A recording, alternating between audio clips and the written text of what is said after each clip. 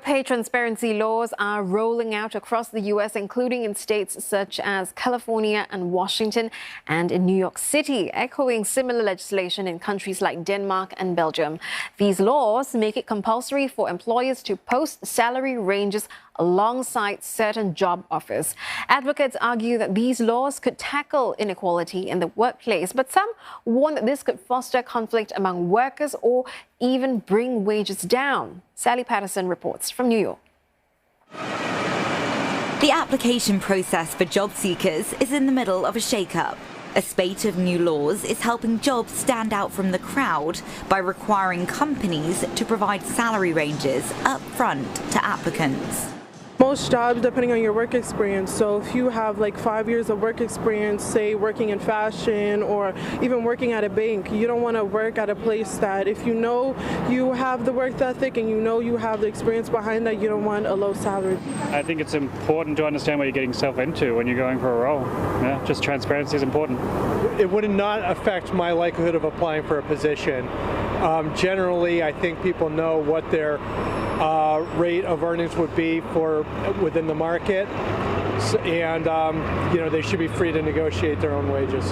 It's something advocates have been pushing for years. We wouldn't make multi-year investments, whether it's for a car, a house, or really anything else, without knowing what value is attributed to that item we're investing in. And likewise, when you're going after a job, you need to know what you're going to be paid for your effort, your energy, your skills and knowledge that you're contributing to that organization. So it seems very strange to me to not communicate upfront what the transparent salary is. Proponents stress these laws are game changers for pay equity. Figures from the Census Bureau estimate women in the US are paid 82 cents for every dollar paid to a man. An upfront salary range could help marginalized groups land the same wage as their white male counterparts. The majority of the people in places of power to hire people like us, to hire women of color, women in general, they don't look like us, and they may have their own biases that we need to correct for. We need to have something in place to protect us and give us a fair shot. So while I don't think that the paid salary transparency laws are going to be a panacea for this issue, they're not going to solve the wage gap. I still believe wholeheartedly that we have to own and advocate for ourselves and be more confident as negotiators. This is a step in the right direction. Failure to comply means employers could be fined hundreds of thousands of dollars. And as workers head back into the office, advocates warn companies need to get on board with the changes or risk being left behind. But there's concern the changes could actually foster conflict or resentment between co-workers, while others warn the laws only tackle a small part of a wider taboo around talking about pay.